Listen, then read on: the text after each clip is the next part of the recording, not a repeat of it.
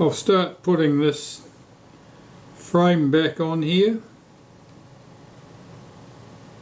Now where does that go? That's at the top of the shutter. Does it go there? It's a pretty neat fit around that lens, and that's why I put that lens element on first, because I didn't like my chances of getting the lens screwed in there if I did it later. Right, that looks fine in that position. So we've got a couple of levers that go on here. See if I can find them and get them positioned. That goes there. This one has a little cutout that spring fits into.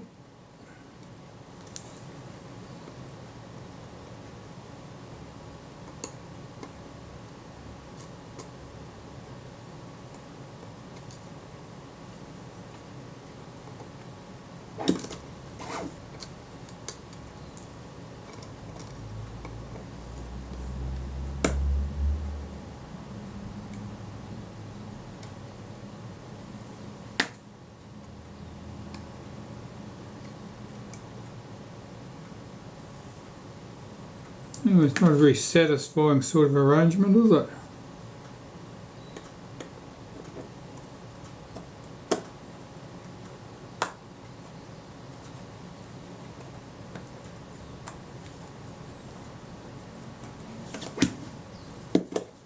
That spring hook, that spring's moved. I'll have to get that back in place.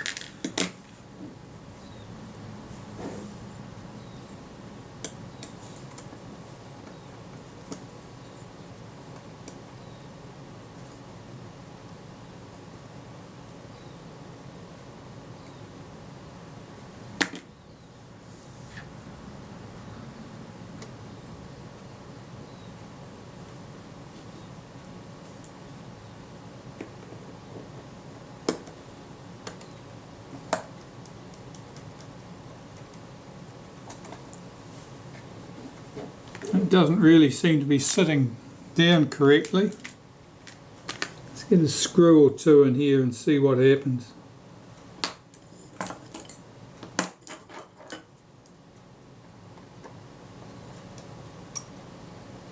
I know that those levers are a bit unhappy looking.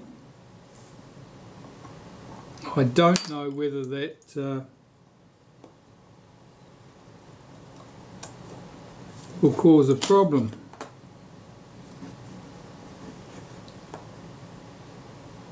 That spring's not seated. There's a tiny hairspring on one of those levers, fits into a notch on the other lever.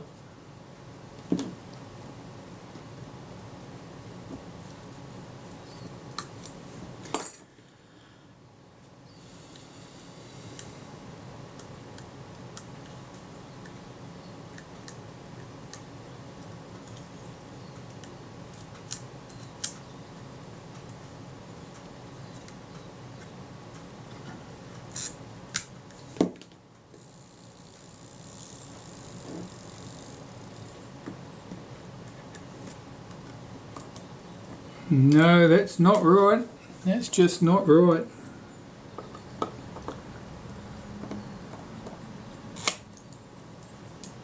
Yeah, that went instantly then.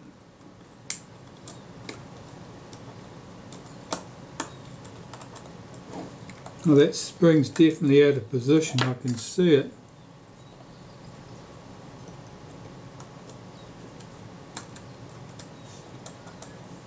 I'll have to do some work on getting that right.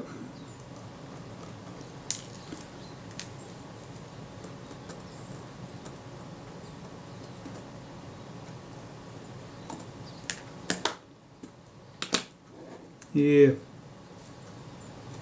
most definitely.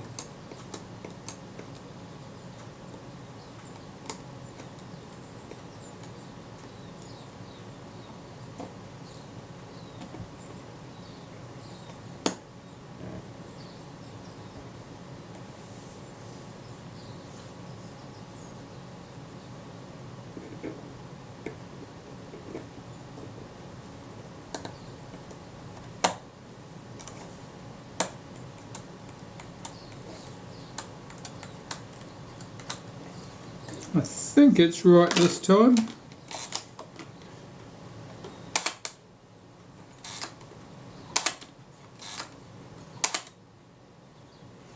Oh, it's looking hopeful.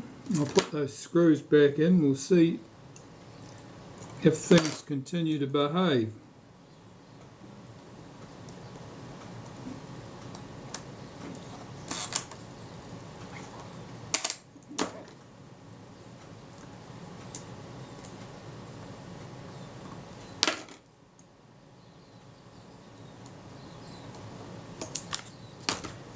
I think this lot acts as part of the double exposure prevention.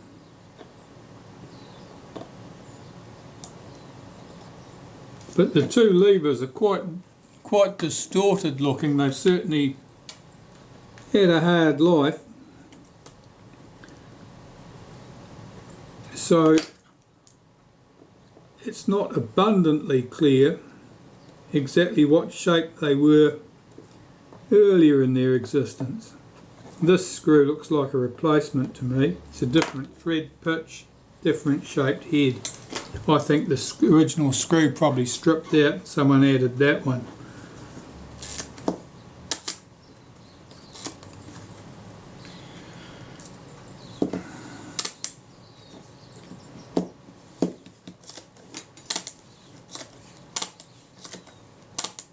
Anyway, the shutter appears to work, and that's all good. The wheel on this side, that's our focus setting wheel. That would engage the gear that goes around the front element. And at this side, that's where that gear engages these prisms and give us our coincident image. Yeah, still not wonderfully pleased about that lens. I wish it looked better than that. Still, we're stuck with what we've got. Okay, so I'll just have to check that I've got everything working to my satisfaction here. I don't think setting up the rangefinder is really an option until I get this thing back on the camera body. I'm just looking at this front panel now to see if it sits flat. There are two spaces, or shims or spaces, that were sitting underneath this panel. Neither of them look like they're original. One is really a homemade botch,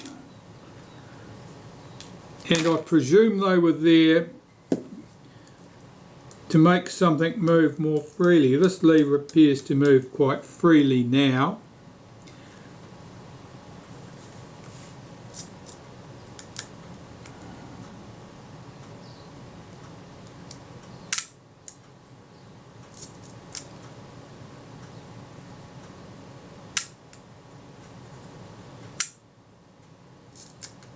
Yeah, that just caught there. Why did that catch?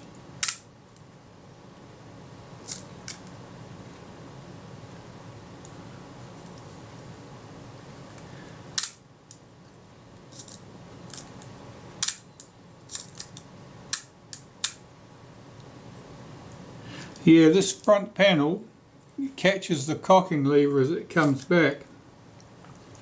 There's an interference there, or potentially anyway. I think that lever is probably slightly bent, and it rubs on the back of this front panel.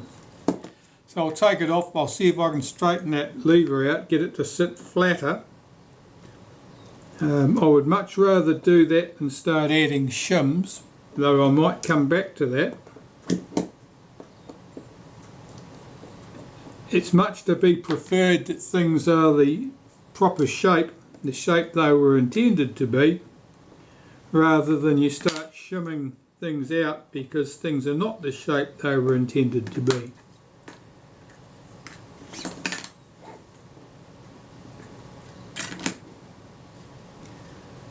Yes, so that piece I think sticks out slightly too far and was rubbing on the back of this here. You can even see a scuff mark there where it's been rubbing.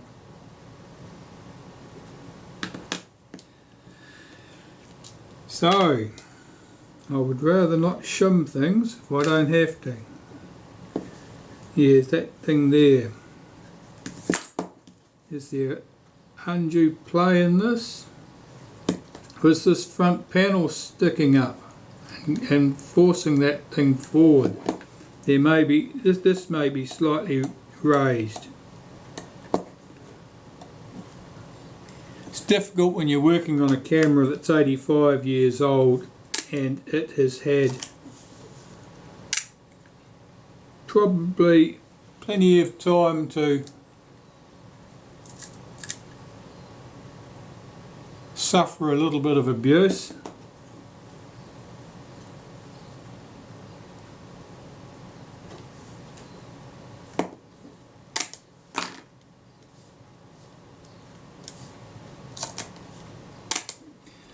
Right, I'll put that back on and see what happens. I won't put these levers back on at the moment. I'll just make sure I've got this working correctly. It's possible that this front frame is slightly bent.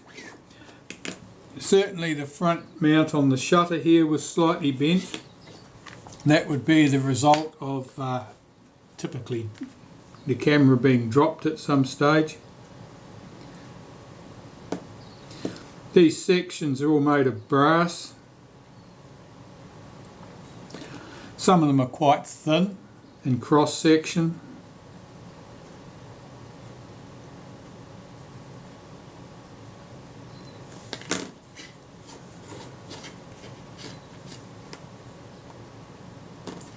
And that's the point there that's suspect.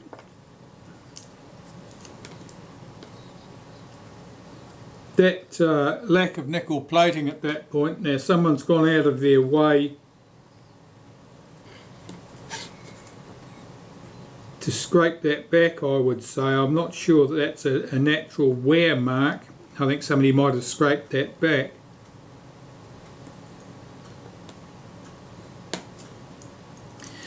Okay, I'll carry on. I've got this just sitting loosely on the shutter here, and I noticed that I've got movement in this plane. In other words, it's not sitting evenly on those four positions, which suggests that perhaps a spacer was originally on at that point, but I don't believe it was this.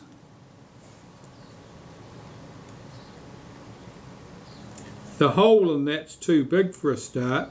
I think if there was a spacer there, a shim,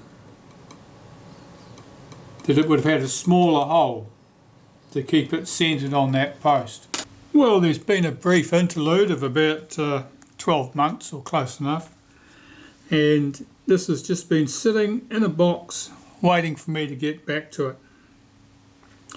So I'm just looking at it now to see what stage it's at.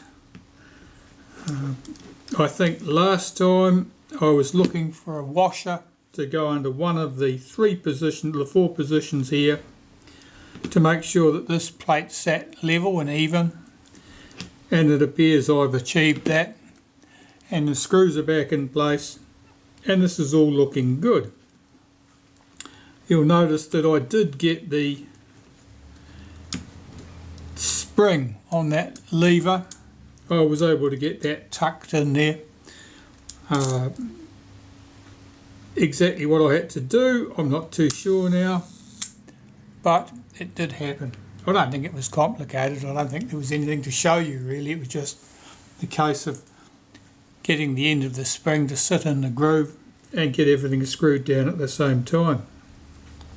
So at this stage, this shutter really is ready to go back on. I can tell that I haven't got any grease at all under that front group, so I'll just unscrew that, blow out any dust, check that the glass is clean. The centre group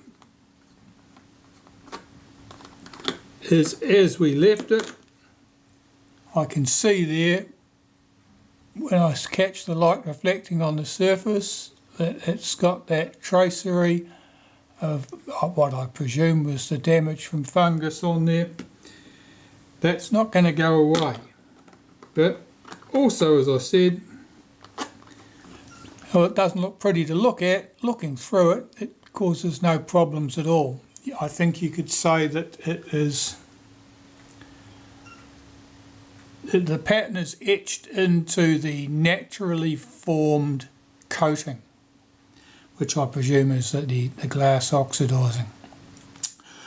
So, with that said, really the next stage for the shutter is probably to put it back on the camera body, because I can't do anything with making sure that the rangefinder and so forth is adjusted until everything's back on the camera.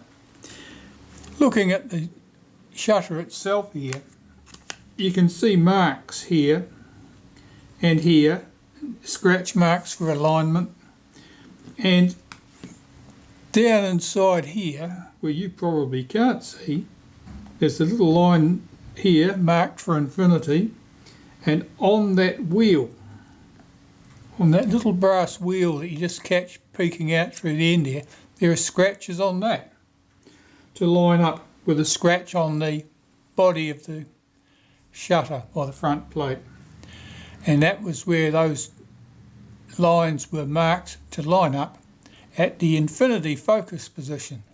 Whether that's the correct position, I don't know, but it's a very good place to start. So when I put the front back on here, get everything in place, I'll be lining those up carefully, and then I'll be checking to see if that was actually correct. And with a bit of luck it will be. So this back on the body, I think. Well, this has certainly been sitting for 12 months, but it's been closed, so all this dust and rubbish that we can see in here, that was already there. That's nothing that's accumulated since, or at least not in that quantity. So I'm going to just dust out this piece here with a paintbrush and a blower, get rid of any of that rubbish that I can see, so we're starting off nice and clean. Well, that's looking a little bit better. All the loose stuff is now gone, and I can just check the rest of it, make sure that everything looks like it'll move smoothly. It all appears to. So all that remains to be done here is to fit that lens and shutter assembly back in place so we can get things adjusted. I may or may not have to open up the top and clean the rangefinder components. The main problem with this camera, of course, was the shutter, and that has been sorted. So to get this back on the camera body, we need our shims that go behind the shutter. So let's have a look at these. Right, so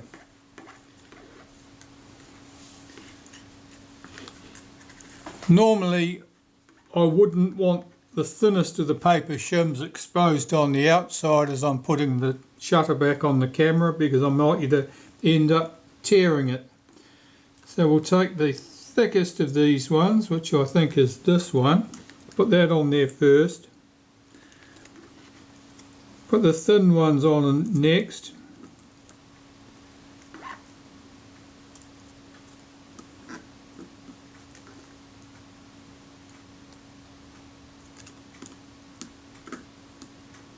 Now those two screw heads, which will form to align the shutter on the camera body, they only just protrude through and no more. So it could be a bit entertaining getting this thing seated. Let's pop that to one side, back to the camera body. I'll just close the front. Now this piece, when it's not connected to the bellows and the shutter, it can flip over and cause you grief. So just make sure that that sits flat as it goes back in there.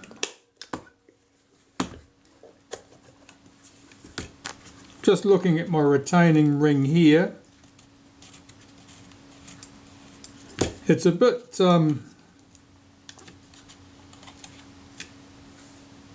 yeah, it's pretty grimy around here. That's where it needs to turn against the inside of the frame here, the inside of that lens stand, or the bellows actually.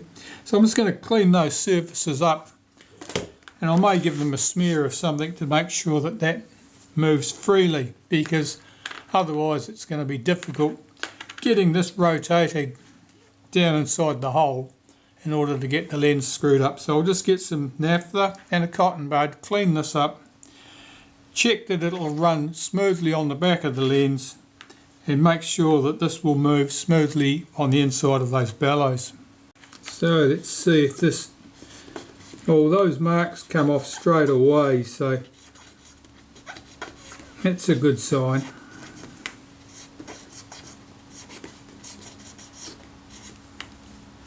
So that was just ground and dirt, and probably not much more than that. I'll wipe the insides of the threads here.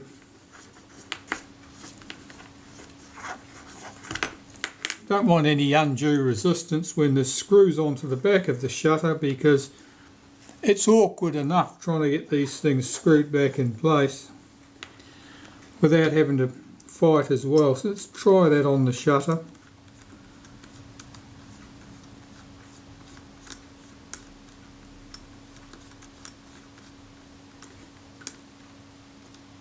It's actually a fairly loose fit on those threads, which is good. It means it'll move easily. Now these washers of course have shifted. They're no longer sitting over the pins, which is about what I expected.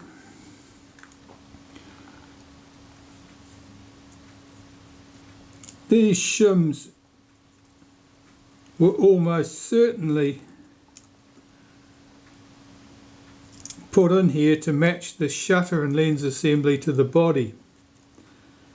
It's quite likely that the camera bodies, as they went down the assembly line, already had the rangefinder and so forth adjusted, and the shutter and lens assembly were added pretty much at the end of this production. And that being the case, they would need to be matched to the body, and that probably would have been done by adding in different shims to adjust the effective lens to film plane. Okay, well that looks good. I can see that that's going to be entertaining trying to get that seated in the body. What about the inside of the bellows? I'll give them a wipe with a bit of naphtha, because that's the matching surface. And it's not as though I'm seeing any corrosion or anything here, it's just there's a bit of dust and dirt there.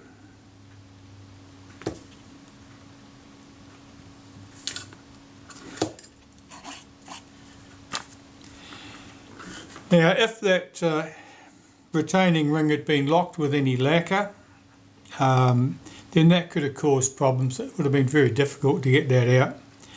And alternatively, if it had been locked in place with lacquer, or if somebody believed it had been locked in place with lacquer and put a few drops of acetone in there to soften the lacquer, that would probably have the effect of softening the paint on the inside of the back of the bellows there, which would have, as soon as the acetone evaporated, hardened up and made sure that the thing really was stuck well. Okay, so now to the fight to get the shutter and lens assembly back in the body. Open the front, make sure that thing doesn't sit around the wrong way. I'm going to pull the bellows right out here really. I'll put my retaining ring in place. Now, I don't want to fight with this, so I'm just going to put the tiniest smear of synthetic grease on the back of that retaining ring where it bears against the insides of the bellows. I'm going to put nothing on the threads.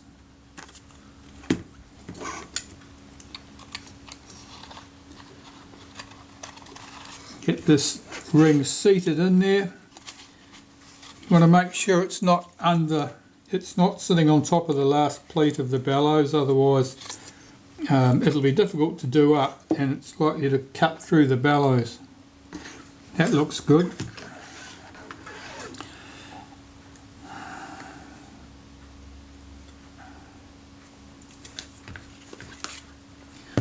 Going to line up these two screw heads either side of your top and bottom with these notches on the front plate. I'll just screw this front lens assembly in tight so that it's not wobbling in my fingers. See if I can get my shutter positioned.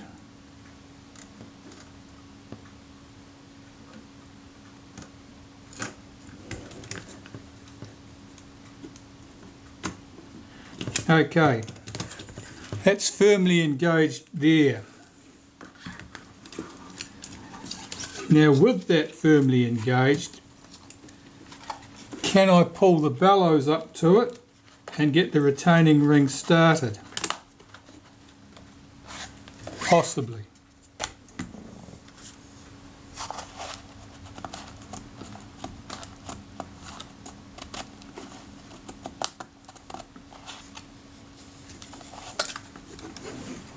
Alright, I'm going to have to fight with this.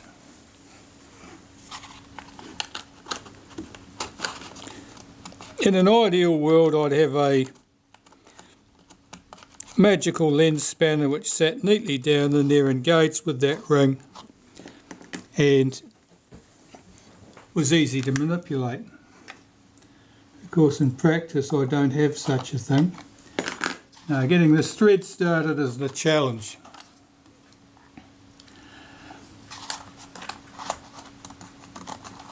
It's not really as though there's any tension on these bellows. It's not like the bellows are pulling back against me. The challenge is just presenting this square to the back of the shutter and rotating it all at the same time.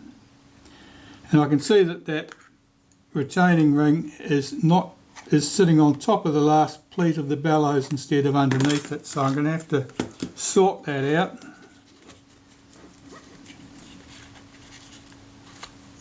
Oh, as soon as I disturbed it, of course, it fell into place. Well, it would do. If things were easy, you wouldn't need experts, as they say.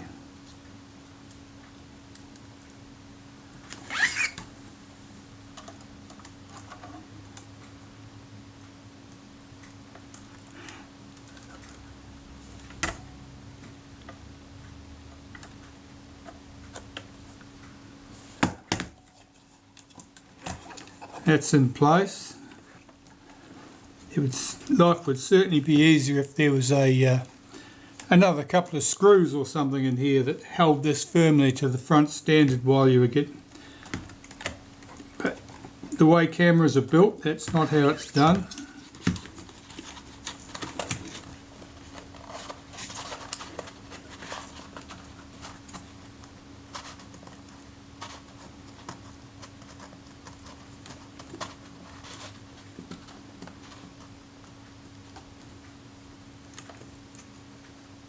Now that shutter there.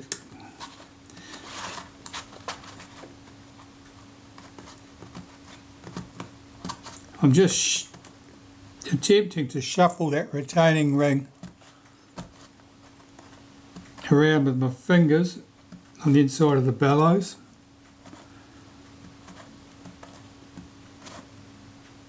Hoping that it'll pick up the thread and isn't cross-threaded. It's looking hopeful. And I'm just rotating that now with the tip of my tweezers. Now these tweezers, the tip is blunt. I'm being very careful not to poke it into the bellows.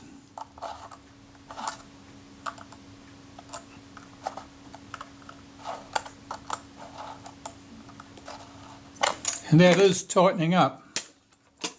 So check that the lens and shutter assembly is seated correctly, and you can hear it rattling slightly in its notches because of course I haven't got this tight yet. That's all looking promising. I'm going to shut the front of the camera up, get back here to my retaining ring,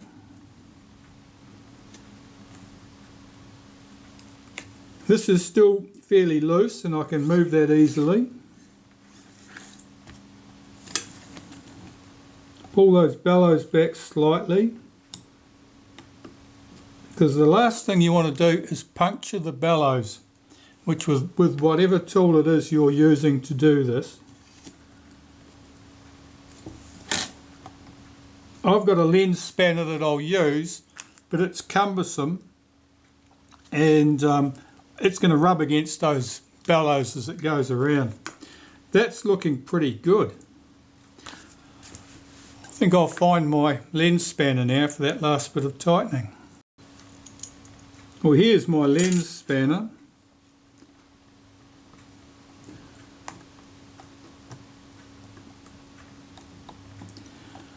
And I've got the round conical tips on here, which are not the most wonderful for gripping the retaining ring, but they are not sharp and they won't rip me holes in the bellows. So now I'm just going to tighten this up.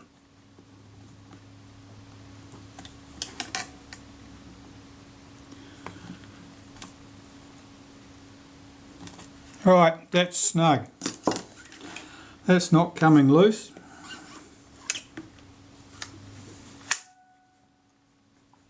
Now those marks on the retaining ring, which you can see there, all those scratches I'm going to touch up with some matte black paint before I'm finished. That's to stop them reflecting light back to the film or causing any problems of that nature. I wouldn't expect there to be any serious issue with that, but you know, you need to make sure that things are as good as you can possibly get them. Okay, so now we have the shutter back in the body and everything should work.